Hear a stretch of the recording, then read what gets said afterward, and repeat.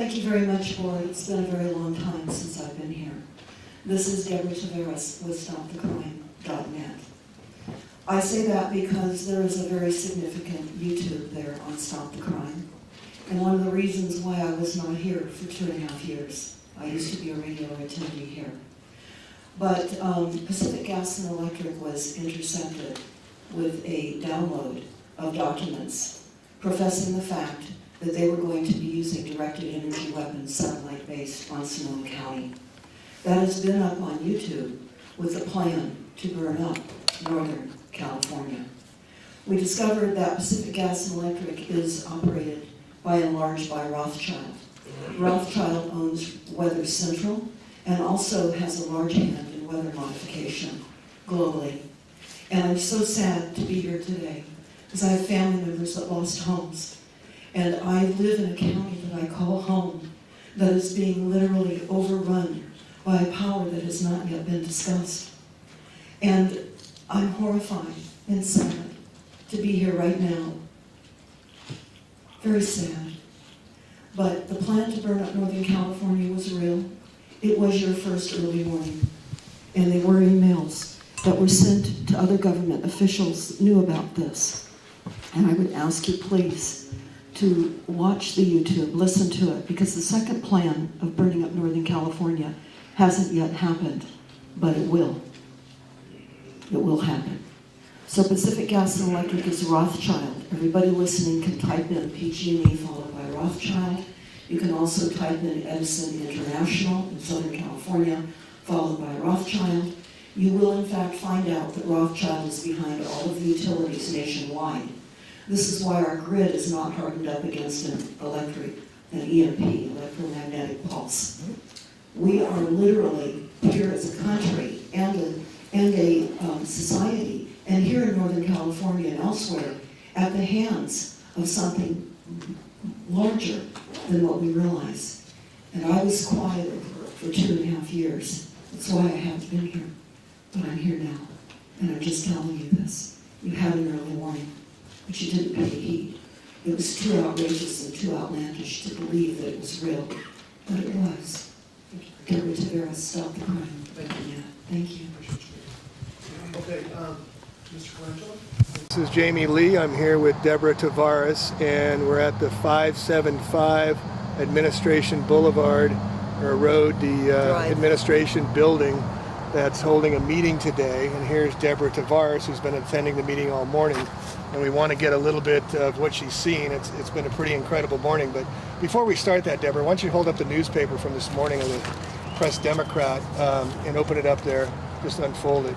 And what they're showing here is that they found archaeological, historical native Pomo artifacts in the, I don't know if it's Coffee Park or Fountain Grove, but effectively this will become a historical site where they won't be allowed to rebuild based on Native American history.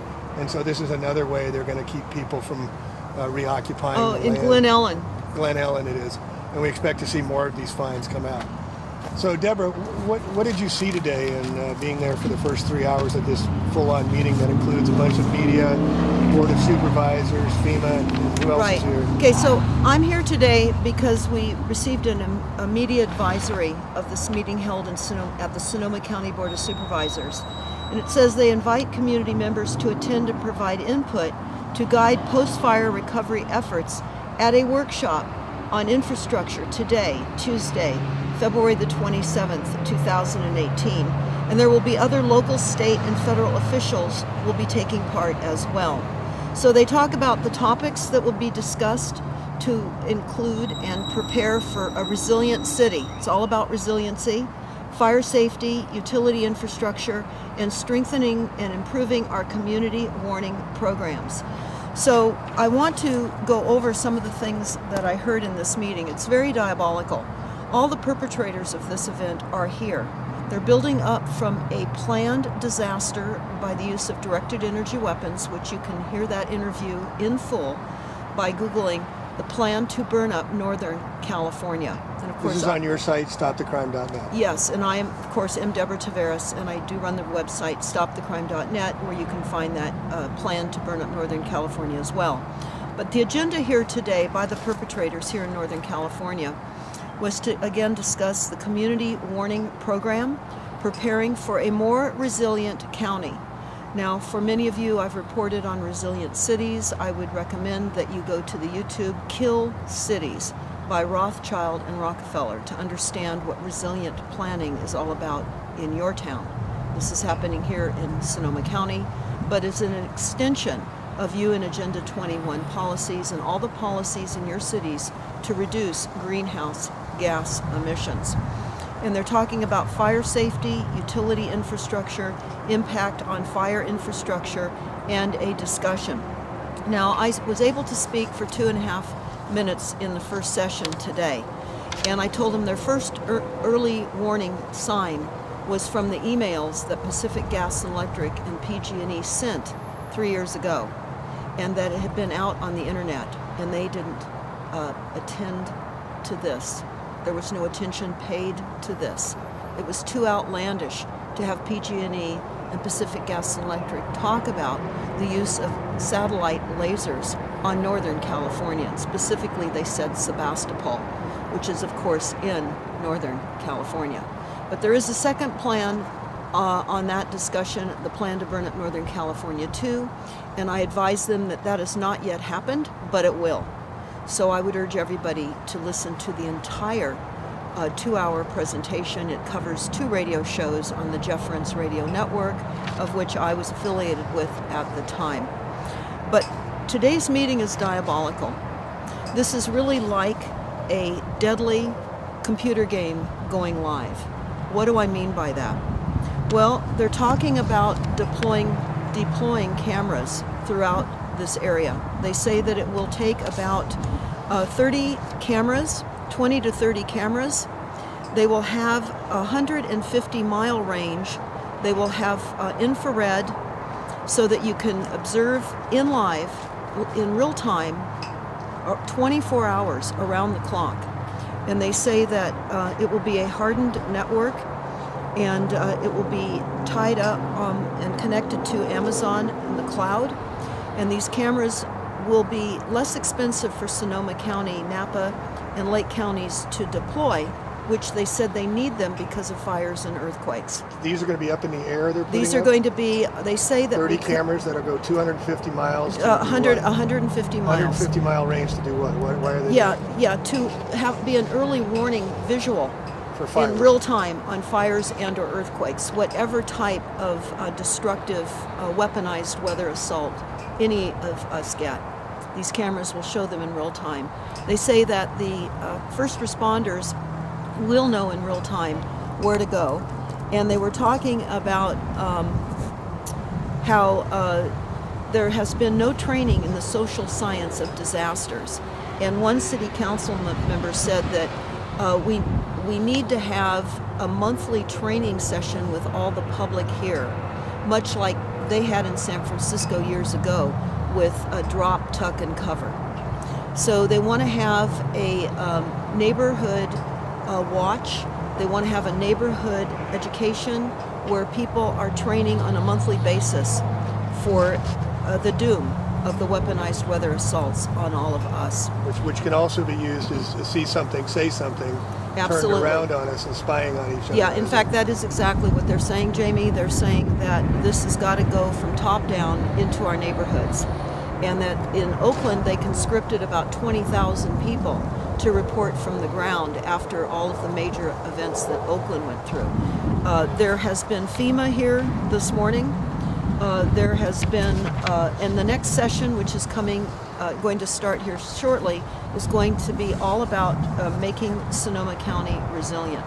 So again, I asked all of you to type in 100 resilient cities, and you'll find out who's behind that. It's Rockefeller. You will understand that this is for climate refugees. This is what they are doing globally now and in the United States. They are creating climate refugees to herd us in to available housing after they have literally destroyed the housing that is available to us. And as we pointed out as we started this program, already showing why some homes will not be able to be rebuilt because of the unearthing of relics ancient artifacts. This is going to expand. We're going to cover this locally. We're boots on the ground. We're coming live right now. Again, today is a very monumental day here in Sonoma County. We will be posting this entire meeting on stopthecrime.net so that you can watch it in segments. It is something extremely important. I realize that it is a long post, but there are segments in it that all of you need to take the time to watch and listen, because this is headed to you. And this is as a result of a weaponized weather assault. And that is now the new norm, increased weaponized weather assaults. We have been told that fire season in California will no longer be just a fire season as it had been in the past. It will be all year long. And we know certainly with the plan to burn up Northern California, how they're doing that with killing the trees, with all the toxins from the chemtrailing, the drought that they keep us perpetually in, and we're in a drought again right now. Greatest drought in the history of California. Last year was the greatest rains and snow, followed previously by the greatest droughts. And this last summer was record temperatures, and then we got torched out. So we're under attack here. Deborah, PG&E is Pacific Gas and Electric, our local electrical power supply. Can you speak and talk to me what you talked about last night with me about the documentation on our homeowners' bills with PG&E about the EMF frequencies? Yes, actually, I will be putting that up on stopthecrime.net, but the bill inserts in our monthly billing with Pacific Gas and Electric and also Southern California Edison. Any of you listening right now can just type in and look at your bill inserts online about the explanation of EMF, electromagnetic frequencies. They describe electromagnetic frequencies as something that is common to our use of electricity and appliances, etc. They are saying that the health deficits of electromagnetic frequencies is inconclusive by international, national, and California standards. While they say there's no known health effects or problems from the electromagnetic frequencies, they then negate what they say by saying, but it is inconclusive, and consensus requires that they continue to review the subject. So what is happening in our bills is the admission from our electric companies and gas companies that they are saying that it in fact does cause health damage. And they're not sure as to what effect it's caused by or how much it's causing, so they must put the disclaimer in the documentation we get mailed every month, correct? And they do. And what they say is that if we're concerned about the amount of frequencies that we're receiving, if we have sensitivity, many people are EMF electric sensitives, they say that you can reduce your own frequencies in your homes by turning off your appliances, not using an electric razor, not using a hair blower, not using your flat screen television set, your cell phone, etc. Turning off your Wi-Fi, moving it away from your head, I think. Yes, moving it away from your head. In other words, they're making it our responsibility to reduce the increased frequencies that they're killing us with. And they've warned us, so legally, like all the rest of the drug companies with all the syndromes, they say they've warned us, so it's caveat emptor, it's our responsibility to take charge of our own lives and what's happening to us. That's absolutely correct. So we will have this up on stopthecrime.net. It will be at the top of the homepage so that those of you who have not received this in your billing, you can see what they're saying to us in our bills. It's diabolical. And there's other meetings like the 5G going in here, as we've chronicled before. There's 4 meetings going on because there was a newspaper article about people protesting putting in the 5G, and now they're hosting 4 meetings as well.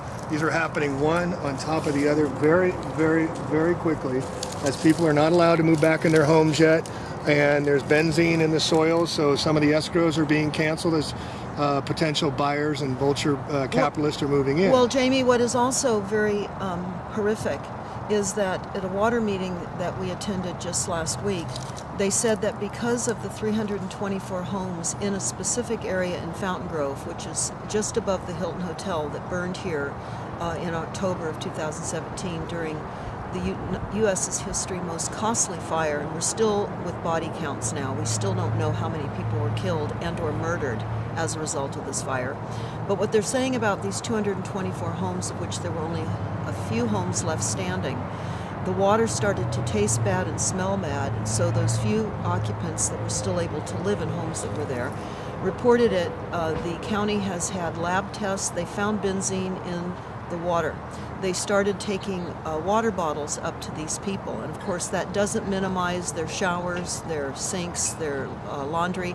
They were also told not to water their landscaping because the benzene, which is of course cancer causing and other kinds of ailments before you die of cancer, they said don't water your plants because it will seep down into the groundwater table. So there's still people living up in Fountain Grove, which we now call Fountain Grave, drinking and being exposed to benzene. But what they also said at this meeting was that the city would issue building permits for rebuilds in that specific benzene contaminated area, but they would not be issuing occupancy permits because the benzene and the infrastructure of the water system would have to be replaced, and they're still working at getting to the bottom of this contamination, of which they claim they don't understand what the bottom of the contamination is, just like they're saying they don't know what the reality of these fires are, and they still haven't weighed in on that. 4 months later, they still cannot tell us officially, with all their experts and forensics, fire forensics, and Captain or Chief Ken Pimlott of CAL FIRE, I called him out directly. Shame on him for not being able to even give us an idea of how over 60 fires started in the middle of the night and started out of nowhere when no storms were forecast. So I wanted to kind of finish this on a positive note. I went to a wonderful meeting that you put together last week, a health symposium, Deborah, and it was so wonderful to see the activists combined with health practitioners. We had holistic people, we had crystal people, we had holistic herbal medicines, we had salad masters, a wonderful gal doing cooking classes, which we're going to do ourselves on using non-toxic cookware, which I didn't know anything about, and that was very educational. But it was a wonderful way to bring communities together. And you know, we talk a lot about dark and doom and gloom, but there are solutions of what we can do. And I saw that last week and got very encouraged and very empowered to see. We talked about activism and what was going on, but we had a solution based of how you can use zeolite, you can use thermaline, you can use shungite. I just went down after the talk and got some shungite for my son and for myself, and crystals for energy healing as well. And preventing the assaults of electromagnetic frequencies on our homes and to our bodies. Crystals are extremely important. We'll be talking more about that as we move through more solutions coming soon, and specifically telling all of you where you can get crystals, because we've made contact with an international exporter of crystals who has opportunity to go into South America to the crystal mines, and he's extremely well known, and he's boxing up crystals and telling people how to position them in their homes and around their property, which does reduce the psychotronic weapon assaults onto our properties. He explained how crystals were our advantage in World War II as quartz in radios, yeah. And that was very, very interesting. And of course, many people are unaware of the importance of crystals. So we really want to underscore the importance of crystals as we find our environment being further layered with frequencies that are happening. What we're also noticing is that the Verizon assault with putting in these additional frequencies throughout our communities is happening throughout the county. In fact, you will find that generally these types of agendas start going through the country. When we first discovered the deployment of the smart meters, it was not just here in Northern California or Southern California. We just happened to notice it when it was already 75% deployed upon us with smart meters. So what you need to do is you need to look and find out what your city is doing with engaging your utility companies or your wireless companies to deploy streetlights, to deploy additional additives to all of your existing infrastructure, to prevent dropped cell calls. That's how they'll promote this. And faster downloads of your videos, blah, blah, blah. Yes, right? and of course, the frequencies are what is going to absolutely destroy our cellular makeup and cause massive genocide. We also have on StopTheCrime.net a new document. It's entitled Population Engineering and Climate Action. It's at the top of the website. I would recommend that you all download this and understand how the PSYOPs is being played out. But as Jamie pointed out, it's important to link together with solutions, and that's what we're trying to do here in between reporting during these horrific meetings that we attend. So really want to encourage everyone that's listening right now, we have to engage. We must engage. We can no longer sit quiet, and we need to go forward with the love and hope for humanity, because that's where it is right now. We need to do all we can in creating awareness. That is our legacy. That is what we are here now for and what we are here now to do. So thank you so very much for listening, and pass this information along far and wide. More importantly, I will leave you with this. We have primary water. We do not have a water shortage. This is the PSYOPs now being played out in Cape Town in South Africa. They've just extended the 0 day that they keep talking about, no more water. We discovered the PSYOPs being played here in Northern California in a town called Mountain House. Mountain House, about 4 years ago, was being shown throughout the United States as running out of water in 10 days. When our research team called some realtors in Mountain House, we discovered that they did not even know that their town was being used as a PSYOPs. So as we looked into it, we found that Mountain House was purchased by Sun Trust in the mid-90s. We researched Sun Trust, which was Rothschild. Mountain House was built as an UN Agenda 21 smart city, fully self-contained. It runs by CCNRs. It has a very peculiar city setup, and the financing for buying homes is through the USDA. And this was just really literally a town set up to create a PSYOPs on limited water resources. They got busted. So you need to understand, we don't have a water shortage. When you hear water shortages being discussed, you need to go out and get the information out about primary water. So give me the elevator pitch on primary water. We did drill down 300 feet, and we got all the water we want? Is that? Well, no, actually, it surfaces. Primary Water Explained is a YouTube. Again, Primary Water Explained will tell you about the depths of water. It always surfaces. It's the process of hydrogen and oxygen. When that merges together, that creates vapor. It must surface as a water form.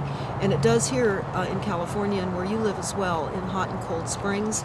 Also geysers that spray up out of the ground endlessly, where oases appear in deserts, sometimes where it very seldom, if ever, rains. Also at the very top of these volcanic mountain peaks in Hawaii, where you see these beautiful cascading waterfalls continuing to flow endlessly. This is primary water. And they blew up the primary water amazing eighth wonder of the world called the Great Man-Made River Project that Muammar Gaddafi created for his people in Libya. That was blown off the map. You can type in the Great Man-Made Water Project and you can watch it being built in Libya. It was an amazing feat. And the Libyan people were given 75% of their water for free. Now keep in mind, this is pure, clean drinking water. We've only been taught about the secondary water cycle, which is rain and snowmelt. Rain and snowmelt is actually the process of the evaporation of primary water. So all of you need to know, we are floating on water. We are the water planet. And oftentimes we don't need to access it deeply, and sometimes we do. So again, Primary Water Explained is a good illustration on how you access water. So creating these false scarcities, we can make a scarcity, and we can control prices just like we do with the oil, now switching to batteries when we've had free energy for over 100 years with Tesla. And what I understand with the attacks on Libya, Gaddafi, there's a wonderful Muammar Gaddafi's manifesto. He had those people living in pleasure. They had free water, they free had homes, free education. and it was a model for the future, and that's why they took him out. And he was just getting ready to back the dinar with gold. He wanted out of the Rothschild network. Just like Lincoln was going to back the greenback and Kennedy was going to switch to the dollar, they will not allow that to happen. And to segue into Bitcoin, they're allowing that to happen, so they want it to happen. It's not just rogue bunch of guys putting it out. They're going to a cryptocurrency and getting rid of the dollar bills, and then soon we'll have tattoos with our old datas on us and the rest of this. And the next segment, we're going to get into wetware. Yes, and I would urge all of you to go to primarywater.org. Share this site far and wide. Our children are getting very depressed, and I just was hearing this morning on the radio, Jamie, that they want 12-year-olds now to take a survey because they're seeing depression in children, and they want to start medicating them and having them go to seek psychiatric intervention. And of course, why not? Our children are being taught that there's just too many people using too much stuff, and that's not true. And we need to do all we can to raise our children up with the idea that the scarcity is not real. It's an entire psyops, building new markets up on top of false scientific realities. So we can do anything that's positive. It's to share the good news of water, plentiful, pure, clean, fresh drinking water. So we're going to be going back into this meeting shortly, and we'll have more to share as we roll into the afternoon here in what's left of Northern California. And I just wanted to add another thing with the water is grow your own food, folks. Teach your children how seeds work and where things come from. Get them as self-sufficient and as self-reliant, because as they're cutting down, we're going to have the market collapse. And when the market collapses, there's going to be a lot of poverty going on. They're already cutting 30% off mental health. They're kicking out the homeless again, cutting funding for everything. And this is while the Wall Street markets are doing extremely record highs. When the market's correct, which they're starting to do now, all of this will collapse. So we'll become self-sufficient, self-reliant, and join your community and join your neighbors. And I want to just take one moment here to thank a hero of mine, and that's Lou. Lou is on the cameras behind the scenes doing all the work, supporting Deborah and giving her the energy to come out here and providing the resources so you can see all this wonderful work this woman, this courageous woman is doing to help bring awareness, to help be the change we have to see. And please support Deborah at stopthecrime.net and do it yourself. It's not her doing the work that's going to make it better for everybody. It's all of us taking what she's doing and leveraging off it yourself in your own communities and in your own towns. Well, Jamie, while I appreciate the gratitude given towards Lou and myself, I also want to thank you, because while we only recently met, I want to say that it is so important that all of us connect with people that understand. That will help to fortify all of us. Stay aware. Watch Jamie's channel. What is your channel now? They keep taking me down. It's the back to the original one of Plain, APLANE Truth. And you can look it up and see how long I'm still up, but this is such important work. And just to make really clear, this is going to happen everywhere, or is happening everywhere, these rollouts. And we're called to these times, folks. It's time to step up on the plate. It's not about you. It's sacrificing for the sacred, like our parents did, like their parents did. And we're going to be the change we have to see, but it's not going to be the end result. We have to start making the change. And thank you, Deborah, for everything you're doing. Thank you so much. And thank you, Lou. Thank you, Jamie. Catch you next time. Hi, Deborah Tavares. I certainly do remind you that PG&E is currently under criminal probation. And Pacific Gas and Electric commiserated with the California Public Utility Commission in that email exchange about the laser DEW that was going to be used on Sebastopol in Sonoma County. So I know that this sounds crazy. It did to me at first too, but it came to our attention because PG&E's smart meter director tried to falsely integrate himself into a anti-smart meter movement. So that's how we came up with this email exchange. I think it's vitally important for you to check that out. I know that you have to work with now the perpetrator, as I see it, of this crime that happened to all of us. But I also want to talk about the smart meters and how the smart meters may have influenced the additional burning of the fires, because the smart meters have caused fires all over the world. And with the pulse frequencies that were occurring that night, which is one of the reasons that that water station near Spring Lake went down, I was sitting at the water agency meeting about that, and they did have to move on over from PG&E because of the pulse frequencies to their generator system, just what was being said to you right now. But it was pulse frequencies. They were browning out. And I know that many people in their homes were browning out too. So I think it's very important to take into consideration how did the smart meters facilitate the fires as well. I'd be curious to know what PG&E knew on the 16th floor of their weather room. On the 16th floor of the PG&E buildings, they have a meteorologist and a weather station. I actually had the opportunity to tour that, so it does exist. I'd be interested in knowing what PG&E knew about the weather conditions themselves that night, being certainly that Rothschild was involved in Weather Central. Thank you. Thank you for your comments. Mary Morrison, I have you next, followed by John Schenkel. Deborah, thank you very much for being here. Thank you, Mary. Yes, you are talking about the wrong way. You let your exploiters talk at length here. They all want more staff and more money to take care of this problem, which you are not addressing. This is melted aluminum. This is melted aluminum. I've got all kinds of them. I've got 6-foot-long pieces at home that I collected. This is a metal pan that went through it. It didn't melt.